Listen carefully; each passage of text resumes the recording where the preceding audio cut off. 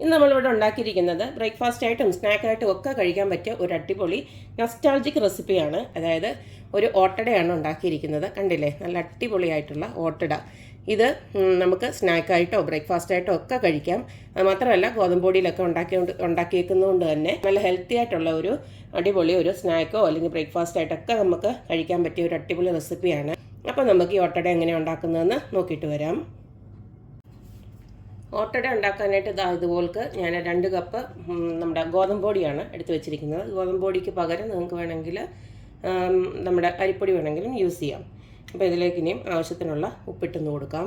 ഇതിലേക്ക് കുറേശ്ശെ വെള്ളം ഒഴിച്ചു കൊടുത്ത് നമ്മുടെ ചപ്പാത്തിയുടെ മാവല്ല, അതിനെക്കാട്ടി കുറച്ചുകൂടി ലൂസായിട്ടുള്ളൊരു മാവായിട്ട് കുഴച്ചെടുക്കണം.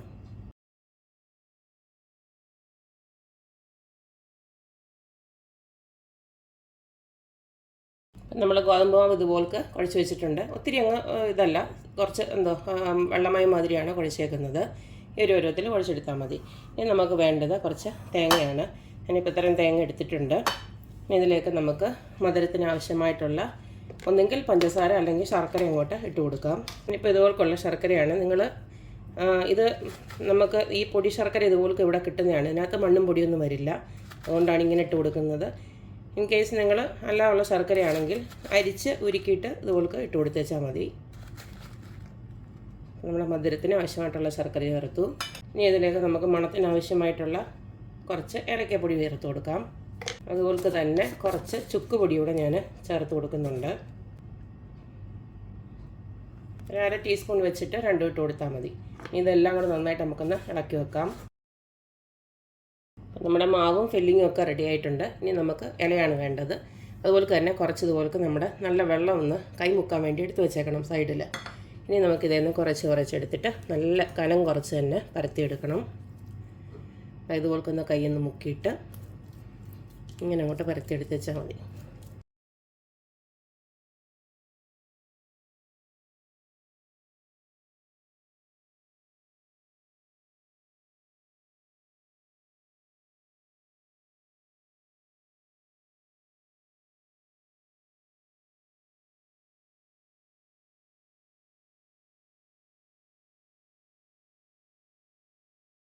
എല്ലാം പരത്തിയെടുത്ത് വെച്ചിട്ടുണ്ട്. ഇതുപോലുള്ള 8 എണ്ണം ഞാൻ ആക്കി വെച്ചിട്ടുണ്ട് നമ്മളെടുത്ത മാവിൽ.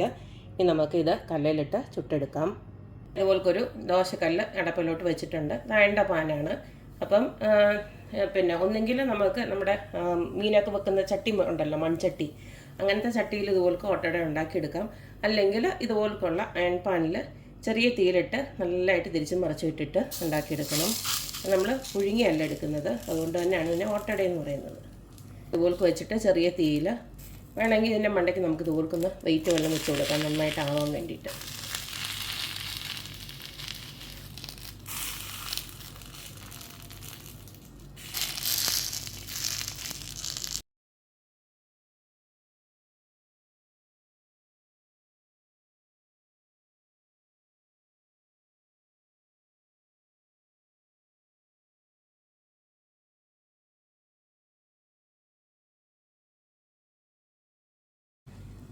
കണ്ടില്ലേ, 2 വശം ഇതുപോലെ തിരിച്ച് മറിച്ച് വിട്ട് ഇതുപോലെ ആക്കിയെടുക്കണം.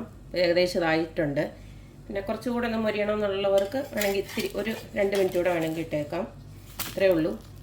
ആവിയൊന്നും കയറ്റാതെ തന്നെ ഇതുപോൾക്ക് നല്ല അടിപൊളിയായിട്ടുള്ള ഹെൽത്തി ആയിട്ടുള്ള ഓട്ടട ഇതുപോലെ കണ്ടോ, ഭയങ്കര നല്ലതായിട്ട് ഇളകി വരികയും ചെയ്യും. നമ്മൾ സാറിന് ചിലപ്പോൾ ഇടയൊക്കെ ഉണ്ടാക്കുമ്പോൾ ചിലപ്പോൾ ഇളകി വരാനൊക്കെ ഭയങ്കര പാടാണ്. അന്നേരം ഇതുപോലെ ആക്കിയെടുത്തു കഴിഞ്ഞാൽ വളരെ ഈസി ആയിട്ട് പറ്റുകയും ചെയ്യും. അപ്പോൾ എല്ലാവരും ഇതുപോലെയുള്ള റെസിപ്പീസൊക്കെ ഉണ്ടാക്കി നോക്കുക. ഇതൊക്കെ നൊസ്റ്റാൾജിക് ആയിട്ടുള്ള റെസിപ്പീസാണ്. പണ്ടൊക്കെ ഞങ്ങളുടെയൊക്കെ സ്കൂൾ വിട്ട് വരുമ്പോൾ ഇതുപോലൊക്കെ ഉള്ളതായിരുന്നു ഞങ്ങൾക്ക് 4 മണിക്ക് കഴിച്ചുകൊണ്ടിരുന്നത്. ഇപ്പോൾ ഉള്ള കുട്ടികൾക്കൊക്കെ ഇത് അറിയുമോയെന്നറിയില്ല. എന്തായാലും എല്ലാവരും ഇത് ഉണ്ടാക്കി നോക്കുക, അഭിപ്രായങ്ങളൊക്കെ അറിയിക്കുക. അപ്പോഴെപ്പോഴും പറയുന്ന പോലെ എൻ്റെ റെസിപ്പീസ് ഇഷ്ടമുള്ള എല്ലാവരും please like, share and subscribe. അപ്പോൾ ഇനി ഒരു അടിപൊളി വീഡിയോ ആയിട്ട് വരുന്നവരേക്കും ബൈ.